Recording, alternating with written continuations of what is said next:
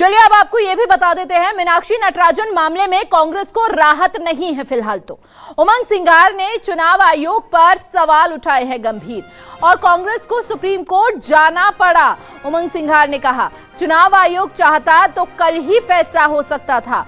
Returning officer ने नियमों की धज्जियां उड़ाई हैं। चुनाव आयोग ने मामले पर विचार नहीं किया है, ये बातें उमंग सिंघार ने कही हैं और चुनाव आयोग पर एक बार फिर से सवालिया निशान खड़े कर दिए हैं। साथ ही उन्होंने कहा कि झारखंड के मामले का भी उन्होंने जिक्र किया।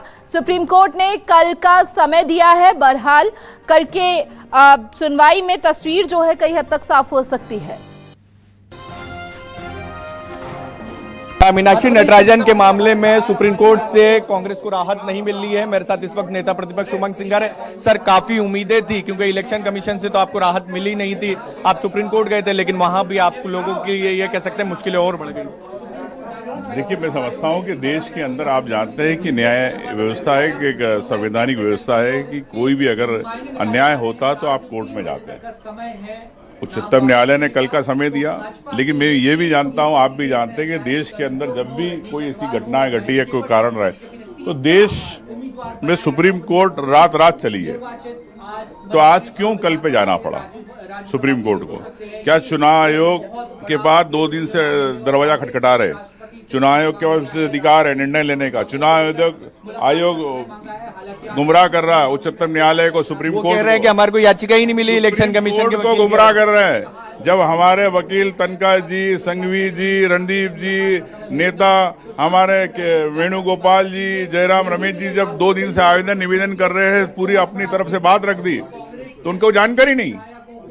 ये सीधे सीधे पूरे देश और प्रदेश को झूठ बोला जा रहा है।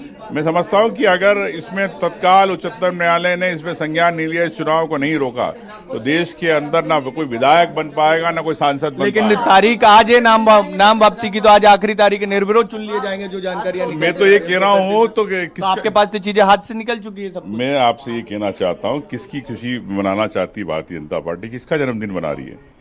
क्या रिटर्निंग ऑफिसर का जन्मदिन मना रही है कि जिसने हमको जश्न मनाना चाहते, रिटर्निंग ऑफिसर ने इनको जिता दिया? केवट जी तो चुनाव जीत नहीं पाते अगर 62 विधायक जब हमारे साथ थे। तो मैं समझता हूं कि भारतीय जनता पार्टी की खुशियां बेरंग की खुशियां हैं। चेहरे पे मुस्कुराहट हो, लड्डू दिखे, लेकिन अंदर क्या स्थिति आप समझ। राष्ट्रपति से कल मुलाकात करेंगे?